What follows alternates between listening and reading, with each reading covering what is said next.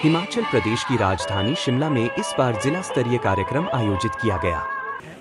उप मुख्यमंत्री मुकेश अग्निहोत्री ने बतौर मुख्य अतिथि कार्यक्रम में शिरकत की और ध्वजारोहण किया। इस दौरान उप मुख्यमंत्री ने एक बार फिर हिमालय रेजिमेंट बनाने की मांग उठाई, साथ ही केंद्र से आपदा के लिए आर्थिक मदद और प्रधानमंत्री सहित केंद्रीय मंत्रियों को हिमाचल लाकर आपदा के जख्मों को देखने का न्योता दिया। उप मुख्यमंत्री मुकेश अग्निहोत्री ने कहा कि शिमला में धूमधाम के साथ स्वतंत्रता दिवस मनाया गया, मगर सबसे महत्वपूर्ण बात यह है कि इस साल 1 जनवरी से अब तक प्रदेश के 18 जवानों ने देश की आंतरिक और बाह्य सुरक्षा के लिए अपनी जान न्यौछावर कर दी। मुकेश अग्निहोत्री ने कहा कि हिमाचल प्रदेश वीर भूमि है, यहाँ के लोगों ने स्वतंत्रता संग्राम से लेकर भारत की सुरक्षा करने तक अपना योगदान दिया है। 4 परमवीर चक्र हिमाचल को मिला है। पहला परमवीर चक्र भी हिमाचल को मिलाए हैं, लिहाजा केंद्र सरकार को हिमाचल या हिमालय रेजिमेंट बनाने के बारे में विचार करना चाहिए। उन्होंने कहा कि तर्क दिया जा रहा है कि अब क्षेत्रीय प्रदेश के नाम पर रेजिमेंट बनाने का प्रावधान नहीं है, लेकिन पड़ोसी देशों में जो हो रहा है उसको देखते हुए देशभक्ति की भावना को बढ़ावा देने के लिए केंद्र सरकार को इसमें रिलैक्सेशन देनी चाहिए। इस दौरान उप मुख्यमंत्री मुकेश अग्निहोत्री ने कहा कि प्रदेश ने लगातार दूसरी साल आपदा का सामना किया है।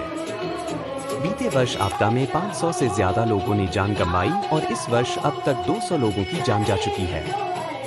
1000 करोड़ का नुकसान हो गया है।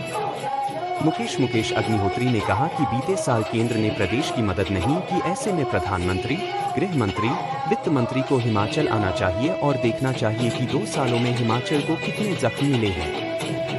अग्निहोत्री ने कहा कि न तो अब तक आपदा का कंपनसेशन मिला, न ही पोस्ट डिजास्टर राहत राशि मिली है। ऐसे में केंद्र प्रदेश सरकार की वित्तीय मदद करे। मुकेश अग्निहोत्री ने कहा कि हिमाचल के निर्माण के साथ ही इस बात का पता था कि प्रदेश के पास अपने आय के अपने पर्याप्त साधन नहीं है, ऐसे में केंद्र सरकार को विशेष रूप से हिमाचल को आर्थिक मदद देनी चाहिए। वहीं प्रधानमंत्री नरेंद्र मोदी ने लाल किले की प्राचीर से अपने भाषण में 1 नेशन 1 इलेक्शन का जिक्र किया।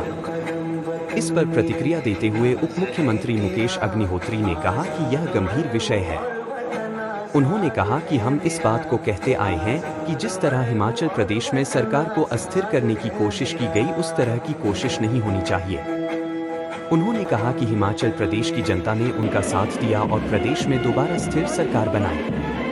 अगर बड़ी मंचों से यह बातें कही जा रही है तो उस पर अमल भी होना चाहिए। वहीं प्रधानमंत्री के हिमाचल दौरे को लेकर उप मुख्यमंत्री मुकेश अग्निहोत्री ने कहा कि प्रधानमंत्री नरेंद्र मोदी को हिमाचल आना चाहिए। पिछली बार आपदा के बाद वह हिमाचल नहीं आए, ऐसे में उन्हें हिमाचल आना चाहिए और हिमाचल प्रदेश को जिस आर्थिक मदद की जरूरत है वह प्रदेश को देनी चाहिए। उन्होंने कहा कि हिमाचल में 14 किलोमीटर लंबा दुनिया का दूसरा सबसे बड़ा रोपवे बनाने जा रहे हैं, जो शिमला और हिमाचल के लिए बहुत बड़ी बात है। सक्रिय योगदान से कानून एवं व्यवस्था को बनाए रखने में अहम भूमिका निभाती है। प्लाटून कमांडर लेखराज की अगुवाई में सलामी मंच की तरफ बढ़ रहे हैं। होमगार्ड के जवान नागरिक सुरक्षा व प्राकृतिक आपदाओं के समय राहत कार्य में अपना विशेष योगदान देते हैं।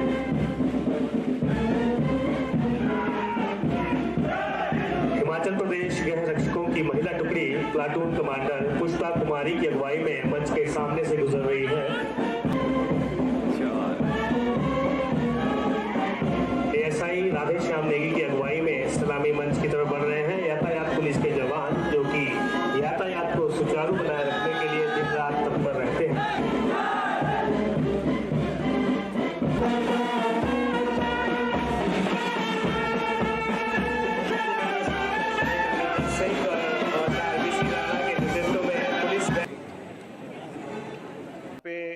कार्यक्रम हुआ है।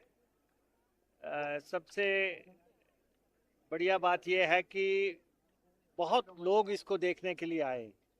आजकल हम देख रहे हैं कि जो डिस्ट्रिक्ट हेडक्वार्टर्स पे प्रोग्राम होते हैं वहाँ पे लोगों की शमूलियत जो है कम होती है, लेकिन यहाँ बहुत दुनिया आई देखने के लिए और ये राष्ट्र के लिए ज़रूरी है, राष्ट्र के गौरव का मसला है।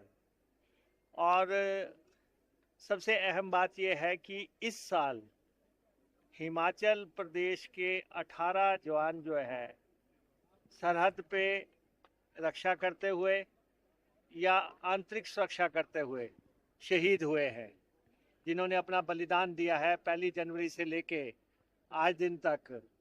तो ये वीर भूमि है और इस वीर भूमि के लोगों ने इस देश को आज़ाद कराने से लेके उसकी सुरक्षा तक अहम भूमिका निभाई है।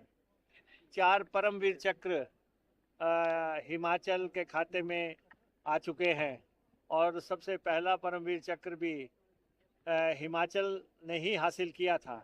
तो इसलिए उससे आप हिमाचलियों के जज्बे को देख सकते हैं। और जिन 18 लोगों ने इस दफ़ा बलिदान दिया इस राष्ट्र के लिए, हम उनको याद करते हैं, उनको नमन करते हैं। और उसके चलते हमारा ये मानना है, जब डिफरेंट बटालियंस हैं, रेजिमेंट्स हैं, कहीं डोगरा रेजिमेंट हैं, कहीं सिख रेजिमेंट हैं, कहीं JNK राइफल्स हैं, कहीं, तो ऐसे में हिमालयन रेजिमेंट या हिमाचल रेजिमेंट उसके बारे में केंद्र सरकार को सोचना चाहिए। कहा जा रहा है कि अब ये फार्मूला बंद कर दिया गया है कि किसी प्रदेश के नाम पे या किसी एरिया के नाम पे रेजिमेंट्स बनाना का जो है तौर तरीका नहीं है अब। लेकिन जब हम सरहदों की रक्षा करते हैं और हमारे आसपास के पड़ोस में आप देखते हैं दूसरे देशों में क्या हो रहा है, तो देशभक्ति से की प्रेरणा के लिए हम चाहते हैं कि केंद्र सरकार उसको रिलैक्स करे और हिमालयन रेजिमेंट बनाए। और सेकेंडली, लगातार दूसरी दफ़ा जो है हिमाचल प्रदेश में त्रासदी आई है। पिछली बार भी 500 से ज़्यादा लोग त्रासदी का शिकार हो गए थे और इस दफ़ा भी त्रासदी आई है और अभी तक 200 लोगों की जानें जा चुकी हैं। 1000 करोड़ रुपए का नुकसान हो चुका है। केंद्र ने पिछली दफ़ा तो हमारी मदद नहीं की, लेकिन हम ये चाहते हैं कि प्रधानमंत्री, गृह मंत्री, वित्त मंत्री, ये लोग यहाँ पे आएँ और ये देखें कि पहाड़ी प्रदेश ने पिछले 2 सालों में कितने जख्म खाए हैं और उन जख्मों पे मरहम लगाने के लिए अगर हम एक संघीय ढांचे में रहते हैं, अगर एक फेडरल स्ट्रक्चर है, उस फेडरल स्ट्रक्चर की मर्यादा को रखने के लिए केंद्र हमारी मदद पे आए और हमें सहयोग करे। क्योंकि जब हिमाचल प्रदेश बना था तो उस समय भी पता था कि इसकी वित्तीय स्थिति कोई बहुत अच्छी नहीं रहेगी। ये यहाँ के लोगों की पॉलिटिकल एस्पिरेशंस पूरी करने के लिए ये राज्य बना था। उस समय भी ये मालूम था कि फाइनेंशियल तौर पे ये राज्य वायबल नहीं होगा, इसका टैक्स बेस नहीं है दूसरे राज्यों की तरह। तो इसलिए केंद्र को हमारी मदद करनी चाहिए और ख़ास तौर पे जो हमारे प्रोजेक्ट्स केंद्र में गए हुए हैं उन प्रोजेक्ट्स में सहयोग करना चाहिए। अब जैसे पिछली दफ़ा आपने देखा कुल्लू मनाली में ब्यास नदी बहुत उफान पे रही, तो ब्यास की चैनलाइजेशन के लिए जो प्रोजेक्ट था हमारा वो हमें अभी लौटा दिया गया और ये कहा कि प्रेजेंट फ्लड्स जो है उनको देखते हुए इसको दोबारा से भेजा जाए। हम दोबारा से भी भेज देंगे 1 महीने के अंदर, लेकिन 2200 करोड़ रुपया ब्यास की चैनलाइजेशन पे लगना है।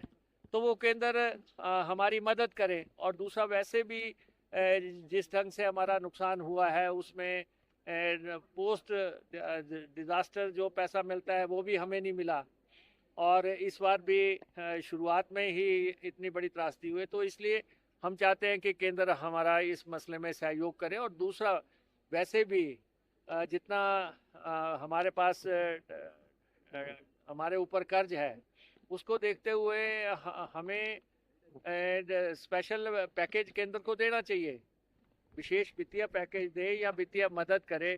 क्योंकि हम देखते हैं कि इन्होंने कर्ज की जो सीमा है वो तय कर दी है और उसके बाद GST का कंपनसेशन बंद हो गया है, रेवेन्यू डेफिसिट ग्रांट कम हो गई है। ऐसे में हिमाचल प्रदेश के लोगों की जो ज़रूरतें हैं उसको पूरा करने के लिए केंद्र की मदद की ज़रूरत है। तो ये